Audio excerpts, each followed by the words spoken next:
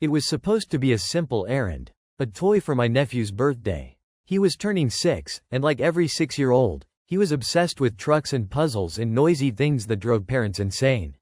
The Walmart toy section in Amarillo, Texas, was the last place I wanted to be that July afternoon. Fluorescent lights buzzed faintly overhead, reflecting off shelves stacked with plastic dinosaurs, boxed board games, and dolls with eyes that followed you when you walked past. The air smelled faintly of rubber, cardboard, and popcorn from the snack stand near the entrance. I was alone in the aisle. Or so I thought. That's when I noticed him. At the far end of the row stood a man. Still, silent, watching. He wasn't holding anything. He wasn't pushing a cart. He wasn't shopping. He was simply standing there. I squinted, trying to make sense of him. He wore a tan long-sleeved shirt, buttoned up all the way to his throat, despite the 100-degree weather outside. His jeans were dark, stiff, almost new. But it was his hands that sent a shiver through me. He was wearing gloves. Thick, brown, leather work gloves. Inside Walmart. In the middle of summer. In the toy aisle. At first I tried to ignore him. I focused on the puzzles, kneeling down to look at the lower shelf. My fingers skimmed over the bright boxes. Farm animals, outer space, dinosaurs. I picked one up and pretended to read the back. But in the corner of my eye, I could see him. Still there. Still watching. I shifted to another shelf, further down the aisle. A minute later, I felt it again, his eyes. I looked up. He had moved closer. Not much, just a few feet, but enough to make my stomach tighten. I reminded myself. Maybe he's just waiting for someone. Maybe he's harmless. But then I noticed something. His head wasn't turning toward the toys. It was turning toward the children. At the other end of the aisle, a little boy tugged on his mother's arm, pointing at an action figure. The man's gaze followed him. His gloved fingers twitched. I swallowed hard, my throat suddenly dry. I backed out of the aisle, telling myself it was just paranoia. But as I turned into the next section, the art supplies, there he was again. Standing halfway down the row, pretending to glance at colored pencils. But his eyes were on me. My heart pounded. I tested it. I walked to electronics. Then to housewares. Every time, within minutes, I'd see him again. Always in sight. Never too close. But never gone. 20 minutes passed. My hands shook as I picked up random items I didn't need, just to look normal. Finally, I decided to leave. I grabbed a puzzle and a box of blocks, anything to look like a customer, and rushed to checkout. The cashier smiled, scanned my items, bagged them. Her voice was calm, ordinary. It felt like a dream. I stepped into the hot parking lot. The sun was blinding. I glanced behind me. He wasn't there. Relief washed over me. I loaded my bags into the trunk, got in the car, locked the doors, and drove. The drive back to my sister's house took 15 minutes. By the time I pulled into the driveway, I was almost laughing at myself. Almost. Then I saw it. Sitting on the hood of my car. A toy truck. The exact same model I had seen in the toy aisle. But this one had been altered. A kitchen knife was glued to the bottom, the blade sticking upward. The edges still wet with adhesive. Wrapped tightly around it was a piece of paper. I forced myself to unfold it. Scrawled in blocky, jagged letters. This is what bad children get. The puzzle in blocks slipped from my hands and fell onto the driveway. I spun around, scanning the street, the yards, the rooftops. But the street was empty. Silent. He was gone. But I knew he was out there. Somewhere. Waiting. I used to work late. Teaching at a small community college meant endless lesson plans, grading assignments, preparing for the next day. While everyone else went home, I stayed behind. The halls grew quiet after 9. Classroom doors shut. The echo of voices disappeared. The only sounds were the hum of the vending machines and the buzz of the old fluorescent lights overhead.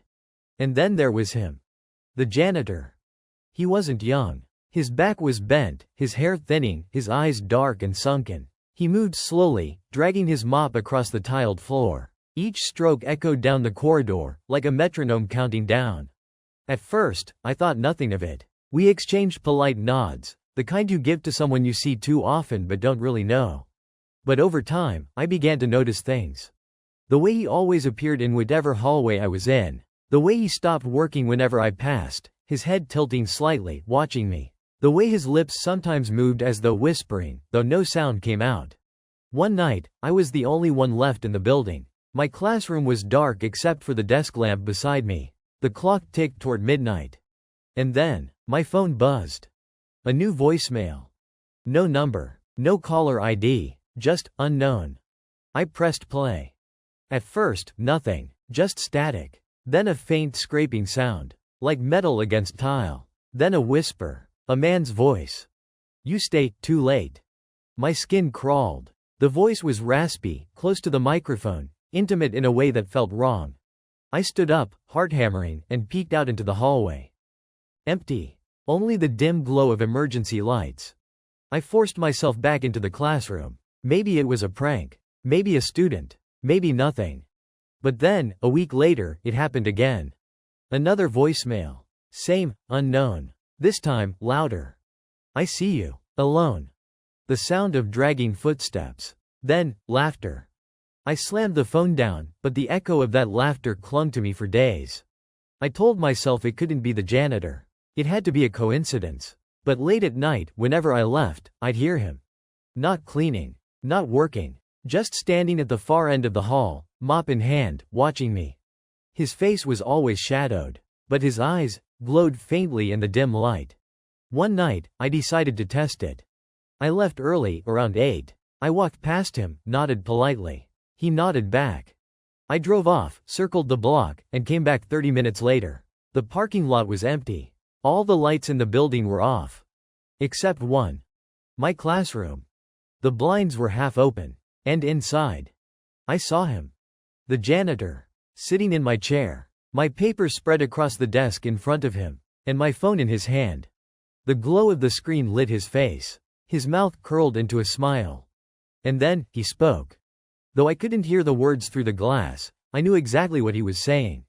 You stay too late. Las Vegas never really sleeps. The neon lights, the casinos, the endless hum of traffic on Flamingo Road, it's all constant. But when my shift at the casino ends, the city feels different. The tourists thin out, the streets are quieter, and the air feels heavy, like the calm before a storm. I'd been working casino security for 2 years. It wasn't glamorous, but it paid the bills and gave me a strange kind of satisfaction. There's an art to watching people, to sensing tension before it explodes into chaos. I'd broken up fights, stopped pickpockets, and escorted more drunk tourists than I could count. By the time my shift ended at 11 p.m., I was exhausted. And hungry. McDonald's on Flamingo Road had become part of my nightly ritual. Fast, predictable, cheap. I'd roll through the drive-thru, order a Big Mac combo with fries and a Coke, and eat in the quiet of my apartment before collapsing into bed. Routine, comfort, stability. But that night in October, routine shattered. It was 11:15 when I pulled up. The golden arches glowed faintly against the dark sky. A few cars ahead of me idled in line, their taillights burning red like tired eyes. The crackle of the intercom drifted through the night air, static, muffled voices, the rustle of paper bags. When my turn came, I leaned toward the speaker. Big Mac combo. Medium fries. Coke. The voice on the other end was flat, almost mechanical. That'll be $7.42. Pull forward. I rolled up to the first window, already fishing for my wallet. The worker leaned out. Young guy. Early 20s, thin, pale. But his smile wasn't right. It wasn't friendly. It wasn't polite. It was like he was in on a joke I wasn't part of. Someone already paid for your order, he said. You're all set. I blinked. Wait, what? He leaned closer, his breath fogging the glass. Someone ahead of you said to take care of you. They also wanted me to give you this. He handed me the bag. Inside was my food. And something else. A folded piece of paper, tucked neatly beneath the burger wrapper. My pulse quickened as I unfolded it. In neat handwriting were the words. The meat was chosen just for you. A chill ran down my spine. The fries in the bag suddenly smelled rancid. I looked up, heart pounding. But the worker was already serving the next car. I pulled forward, intending to ask for a manager. But when I reached the pickup window, the world seemed to tilt sideways. The man waiting there was not in uniform. He wore a plain black t-shirt, jeans, and those same unnatural, too wide eyes. And behind him, on the tiled floor, I saw a body. Another worker. Motionless. My mouth went dry. Where's the regular guy? Is he? The man's grin widened. Oh, he's just taking a little break. I'm covering for him. His voice had changed. Lower, colder. I noticed then, his hands were stained. Dark streaks ran across his knuckles. Scratches covered his forearms, raw and red. Something inside me screamed, "Get out." But I was frozen. Then he leaned closer, close enough that I could see the pores on his skin, the twitch of his lips. "You look good in pictures," he whispered. "I've been watching you for a while now." He dropped something into the bag. A photograph. It was me. Sitting in my car. Taken from outside the driver's side window. Wearing the same clothes I had on right now. The McDonald's menu board blurred in the background. The photo had been taken minutes earlier. My stomach lurched. I threw the bag back at him, slammed the car into drive, and tore out of the lot. In my rearview mirror, I saw him, standing in the window, waving. Like an old friend saying goodbye. I drove 10 minutes straight to the nearest police station, hands trembling so badly I could barely grip the wheel. The officer at the desk didn't laugh, didn't dismiss me. He listened carefully as I spilled everything, the note, the fake worker, the body on the floor, the photo. They dispatched units immediately. When they arrived at the McDonald's, they found the real employee unconscious in the back. He'd been hit in the head but was alive. The cameras had been disabled. The imposter, gone. The manager swore no one matching his description worked there. No one had seen him before. It was as if he'd materialized out of the night. I tried to move on. Tried to forget. But how do you forget someone who knows your routine, your face, your car, your life? I stopped going to that McDonald's. Stopped going anywhere predictable. I changed my route home. Varied my schedule. Still, I felt him. At the grocery store, I'd catch glimpses of someone 2 aisles over. At the gas station, I'd see a man in a dark shirt watching from a distance. On my apartment balcony, I'd find cigarette butts in the ashtray though I didn't smoke. Every time, I wondered, is it him? Weeks later, the nightmares began. I'd dream of pulling up to the drive-thru, ordering, waiting. When the bag came through the window, it was dripping. Grease, and something darker. Inside, instead of fries, there were fingers. Instead of a burger, a piece of paper. The same handwriting. The meat was chosen just for you. I'd wake drenched in sweat, heart hammering, convinced that if I looked out the window, I'd see him standing there. Sometimes I did. Or thought I did. A silhouette in the parking lot. Unmoving. Watching. Always watching. One night, months later, I couldn't sleep. I drove, restless, through empty streets. Neon flickered, traffic signals changed for no one. Without realizing it, I ended up on Flamingo Road. And there it was. The McDonald's. Closed for renovations. Windows dark, boarded. But in the reflection of my headlights, I saw movement. Someone stood inside. Pressed against the glass was a hand. A gloved hand. And a face. Grinning. Waiting. I never thought something as ordinary as a bus ride could turn into the darkest chapter of my life. Back then, I was a young teacher at a community college. Money was tight, and I didn't own a car. The city bus was my lifeline, cheap, reliable, and usually safe. I took the same route almost every evening after work. Route 17. It dropped me off 3 blocks from my apartment. I liked the routine. The rumble of the engine, the hiss of the brakes, the way the fluorescent lights flickered inside the bus. For me, those rides were quiet pockets of reflection after long days in classrooms full of chatter. And then there was Marcus. He was the bus driver. Mid-40s, heavy-set, with a graying mustache and tired eyes. At first, he seemed friendly in a forgettable way. The kind of guy you nod to and never think about again. He always wore the same faded uniform shirt and baseball cap, and he had a low, gravelly voice that matched the growl of the engine. The first time he spoke to me beyond the usual, "Have a good night," I didn't think much of it. "You always get off on Eastbrook, right?" he asked casually. I blinked, surprised he'd noticed. Yeah, that's my stop." He smiled. "I pay attention. Don't worry. I'll make sure you never miss it." I laughed awkwardly, thanked him, and went back to scrolling on my phone. But a strange unease prickled at the back of my neck. Weeks passed, and Marcus grew curious. Too curious. "How was work today? Got any plans tonight? Ever get lonely out there, living by yourself?" At first, I answered politely, not wanting to be rude. But his questions grew more personal. "You dating anyone? You ever feel unsafe walking home at night? Don't you wish someone was looking out for you? The way he asked, leaning close as passengers shuffled past, sent chills through me. His eyes lingered too long, his smile stretched too wide. I started writing with headphones in, pretending I couldn't hear. But Marcus noticed. You don't like talking to me anymore? He asked one evening, his tone tinged with hurt. Before I could answer, he added, that's okay. I'll talk for both of us. And he did. Long monologues about his childhood, his failed marriage, how no one appreciated him. His voice was low, steady, but there was a sharp edge beneath the words, like a knife dragged slowly across glass. Then came the night I finished grading papers late. It was almost 10 p.m. when I finally reached the bus stop.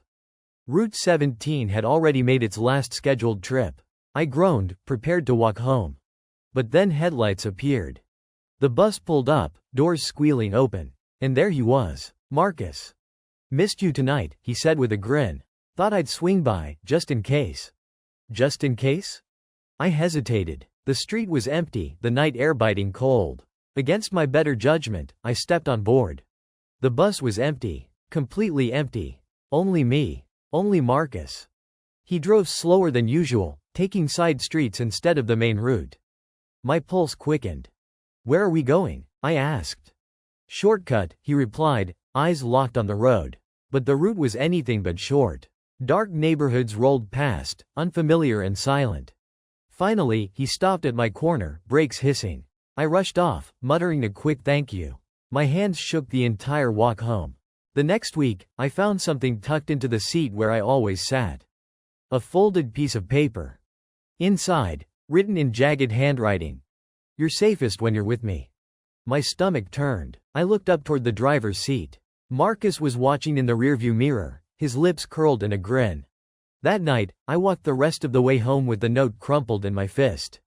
After that, more notes appeared. Don't walk alone. Some men are dangerous. But not me. I notice when you smile. I wanted to report him. To complain to the transit company. But part of me was afraid. Afraid of what he might do if he lost his job. Afraid of what he might already know about me. One Friday evening, the bus was unusually empty. Just me and an old man who got off after 2 stops. Marcus glanced at me in the mirror. Quiet night, just us now. Then he drove past my stop. Hey, Marcus, you missed it, I said, forcing calm into my voice. He chuckled. Don't worry, I'll get you home. The streets grew darker, lonelier. My grip tightened around the strap of my bag. Where are we going? His voice dropped. I thought maybe we could talk. Without all the noise. Without interruptions. I bolted to the back door and yanked the emergency lever. It hissed open. I jumped out while the bus was still rolling. My knees scraped the pavement as I hit the ground, pain jolting up my legs. When I looked back, Marcus had stopped the bus. He sat in the driver's seat, watching me. Not chasing, just watching. I ran the rest of the way home, lungs burning. I avoided Route 17 for days, walking or carpooling when I could. But eventually, I had no choice. My carpool canceled, and the distance was too far to walk. So I boarded the bus again. Marcus smiled like nothing had happened. Good to see you. Been worried about you. I sat near the front, closer to the exit. My entire body was on edge. Halfway through the ride, he leaned toward me. You know, people don't understand what we have. They think it's strange, but I see you. I notice things no one else does. I swallowed hard. Marcus, you need to stop. This isn't okay. His face darkened. For the first time, the grin slipped. Then he whispered, you'll regret saying that. I got off 3 stops early and ran the rest of the way. My heart hammered in my ears, every shadow stretching too long. That night, I couldn't sleep. Every creak of the apartment, every hum of the refrigerator set me on edge. Around midnight, I finally dared to peek out the window. And froze. The bus was parked across the street. Engine off, lights out. But I could see him. Marcus. Sitting in the driver's seat. Staring at my building. I backed away, pulled the curtains tight, and dialed 911 with shaking hands. By the time officers arrived, the bus was gone. I never saw Marcus again. Transit management claimed no driver by that name had ever worked Route 17. Records didn't match. No one seemed to know who he really was. But sometimes, late at night, when I hear the distant hiss of bus brakes outside my apartment, I wonder if he's still out there, watching. Waiting. I was 19 years old when it happened. It was the summer after my first year at college, and I'd taken a part-time job at a bookstore to make ends meet. The hours were long, but I didn't mind. I liked the quiet of the shop, the smell of old paper, the hum of the ceiling fans. Most nights, after closing, I drove the long stretch of Highway 14 to get back home. It was a lonely route, nothing but desert on both sides, broken by the occasional gas station glowing faintly in the dark. That night in July, the air was heavy with heat. The asphalt shimmered even under the moonlight, and the cicadas screamed in the brush.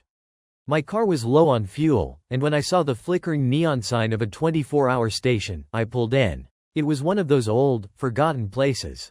2 rusty pumps, buzzing fluorescent lights, and a small convenience store that smelled faintly of oil and stale coffee. The parking lot was empty. I killed the engine and stepped out. The night was quiet, except for the hum of the lights overhead.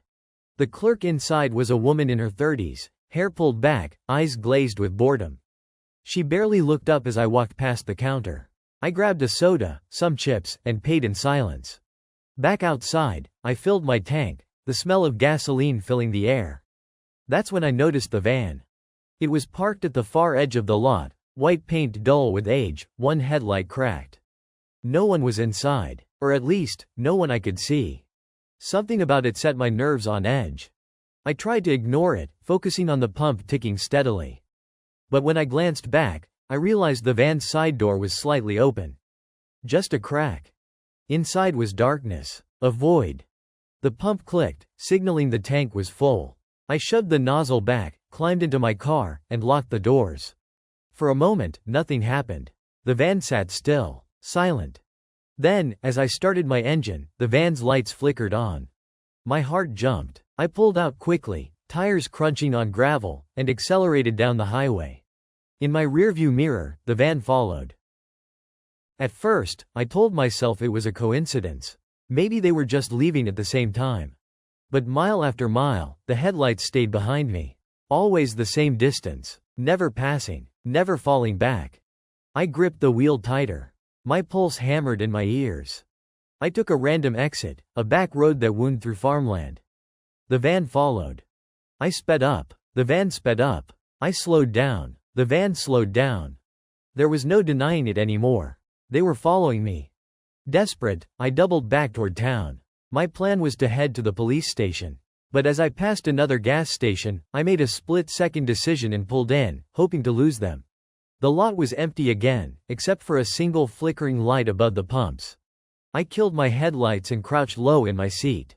The van slowed as it passed on the road, then circled back. It pulled into the lot, parking directly across from me. The side door slid open. And a figure stepped out. He was tall, lean, dressed in dark clothes. His face was obscured by the shadows, but his hands were bare, pale under the harsh fluorescent glow. In one of them, he carried something metallic. A pair of pliers, rusted, the handles wrapped in old, cracked tape. I froze. My breath caught in my throat. He walked slowly across the lot, every step deliberate, the pliers swinging loosely at his side. I hit the lock button again, even though the doors were already sealed. My hands shook so violently that the keys rattled. The man stopped in front of my car. He leaned down, peering through the windshield. And then, he smiled. He raised the pliers, holding them up for me to see. In the flickering light, I realized the metal wasn't rusted. It was stained. With something dark, thick. Blood. My stomach lurched. My vision tunneled. He tapped the pliers against the glass, once, twice, 3 times. The sound echoed like gunshots in the silent night. Then he dropped them onto my hood. The clatter made me jump. Without a word, he turned and walked back to the van. The door slid shut. The engine roared to life. And just like that, he was gone. I sat frozen for what felt like hours. Finally, I forced myself out of the car. The pliers were still there, resting against the windshield wipers. Up close, I saw strands of hair tangled in the hinges. Blonde hair. I stumbled back, bile rising in my throat.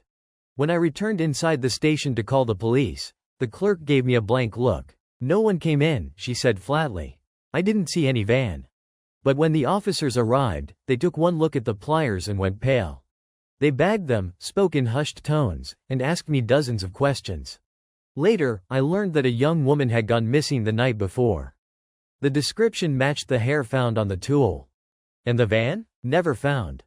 For weeks, I couldn't sleep. Every sound outside my window sent me into a panic. I dreamed of headlights in the rearview mirror, of doors sliding open in the dark. Sometimes I woke to the faint sound of metal clinking against glass. And once, when I stepped out of my apartment one morning, I found something waiting on the hood of my car. Not the pliers. A new tool. A screwdriver. Its tip dark with something I didn't want to imagine. I'd never been the type to scare easily. Growing up, I walked home alone after dark, camped in the woods, and even laughed my way through horror movies. But the night I found the keychain, everything changed.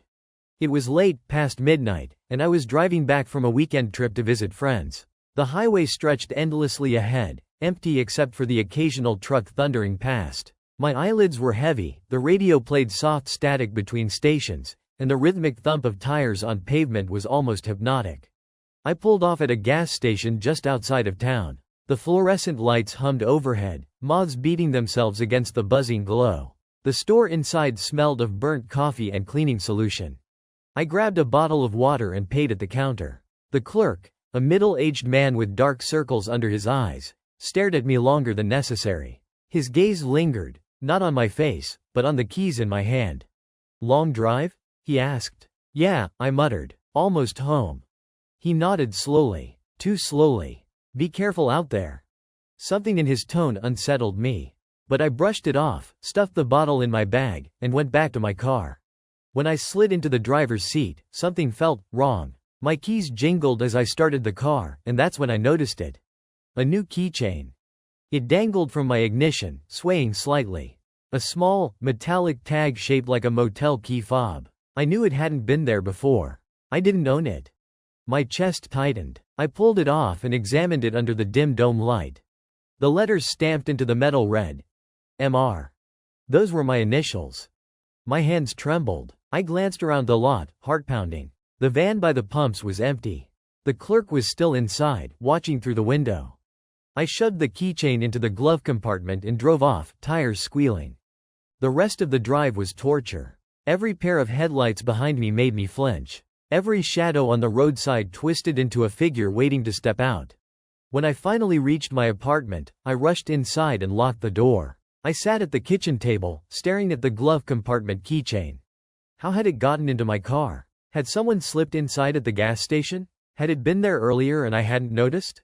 Sleep didn't come easy that night. When it did, it was filled with dreams of jangling keys echoing in dark hallways. The next day, I couldn't resist. I drove back to the gas station. The same clerk was there. His eyes lit up when he saw me, like he'd been waiting. "Back so soon?" he asked. I swallowed hard. "Did you put something in my car last night?" His face stayed blank. "What do you mean?" "The keychain, with my initials."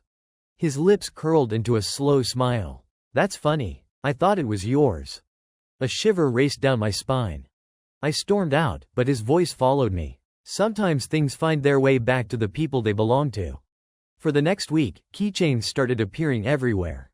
One dangled from my apartment doorknob when I came home from work. Another sat neatly on my pillow when I returned from the shower. Each one bore the same initials, MR. I changed the locks. I triple-checked the windows. I even stayed with a friend for a few nights. But it didn't stop. One morning, I found a keychain inside my coffee mug. Another morning, one was looped through the zipper of my bag. Someone had access to my life. Someone was reminding me, constantly, that I wasn't safe. I went to the police. They wrote down the details, nodded politely, and promised to look into it. But I could see it in their eyes. They didn't believe me. That night, I came home to find my apartment eerily quiet. I turned on the lights, heart hammering. On the floor, in the center of the living room, lay a pile of keychains. Dozens of them. Each identical. Each stamped with my initials. And on top, a note. "You forgot to lock your car." I moved out the next day. Stayed with family 2 states over. Changed my number. Changed everything. But sometimes, late at night, when I drive unfamiliar roads, I see it again. A white van. Following. Always just far enough back that I can't be sure. And when I park, when I reach for my keys, I swear I hear it. The faint jingle of a keychain. Waiting. I was 21 the summer I decided to take a road trip across the state. Gas was cheap, my old sedan was still running, and the thought of endless highways felt like freedom. By the third night, exhaustion caught up with me. I pulled off the interstate at a neon sign that read, "Budget in, vacancy." The building was squat and ugly, a line of doors under buzzing yellow lights. A Coke machine leaned crookedly against the wall. It wasn't much, but it was cheap. And I was too tired to care. The clerk at the front desk was a thin woman with brittle hair. She slid me a key without a word. No smile, no small talk. Room 7. Inside, the room smelled of mildew and old cigarettes. The carpet was threadbare, the lamp leaned sideways, and the bedspread was patterned with strange dark stains I didn't want to identify. But the lock on the door worked, and the shower had hot water. That was all I needed.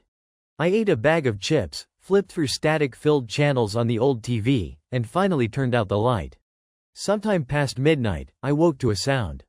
At first, I thought it was the air conditioner rattling. But then I realized, it was voices. Muffled, low, coming from the room next door. Room 8. A man and a woman. Their words were indistinct, but the tone was sharp. Urgent. Angry. I pressed my ear to the thin wall. "Don't stop, please." The woman's voice cracked, high with panic. The man's reply was a growl, too low to make out. Then a thud. Something heavy striking the wall. I jerked back, heart racing. For a few minutes, the argument continued, voices rising, crashing into each other like waves. Then, suddenly, silence. Not the silence of sleep. Not the silence of peace. It was the kind of silence that pressed against your ears, that carried weight. I lay frozen in bed, every nerve screaming. Then came a sound I'll never forget. A wet, dragging noise. Like something heavy being pulled across carpet. It moved slowly toward the far wall, then stopped. A door creaked open. Footsteps. And then, nothing. I couldn't stay in that room. Every instinct told me to run. I crept to the window and pulled back the curtain. The parking lot was empty, bathed in sickly yellow light. Gathering my courage, I opened the door and stepped into the hallway. The air smelled faintly of bleach. The buzzing lights overhead flickered. Room 8's door was closed. No sound came from inside. But as I passed, I noticed something. A dark smear, low on the doorframe. Thick. Shiny. Blood. I hurried to the front desk, words tumbling out. "There's something happening in room 8. I heard, there was blood, please, call the police." The clerk didn't look up. Her eyes were fixed on the television behind the counter, some late-night infomercial flickering across the screen. "You're mistaken," she said flatly. "I'm not. I heard them. A woman, she was screaming." Her lips curled into something like a smile. "No one has checked into room 8. The room spun around me. "That's not possible. I heard." Her hand shot out, slamming the desk. Her eyes locked on mine, unblinking. "Room 8 is empty." I barely slept the rest of the night. Every creak of the building set me on edge. I locked the door, pushed the dresser against it, and sat in the corner clutching my phone. When dawn finally broke, I packed my things in minutes and bolted. But as I passed room 8, I stopped. The door hung open. Inside was nothing. No furniture. No bed. Just bare concrete floors and peeling wallpaper. The smell of bleach was overwhelming. And on the far wall, scrawled in red letters, "You should have helped her." I drove for hours, not daring to look back. When I finally stopped at a diner for breakfast, the waitress asked if I was okay. My hands were still shaking. Later, out of morbid curiosity, I searched for the motel online. Budget Inn, off exit 14. No such place existed.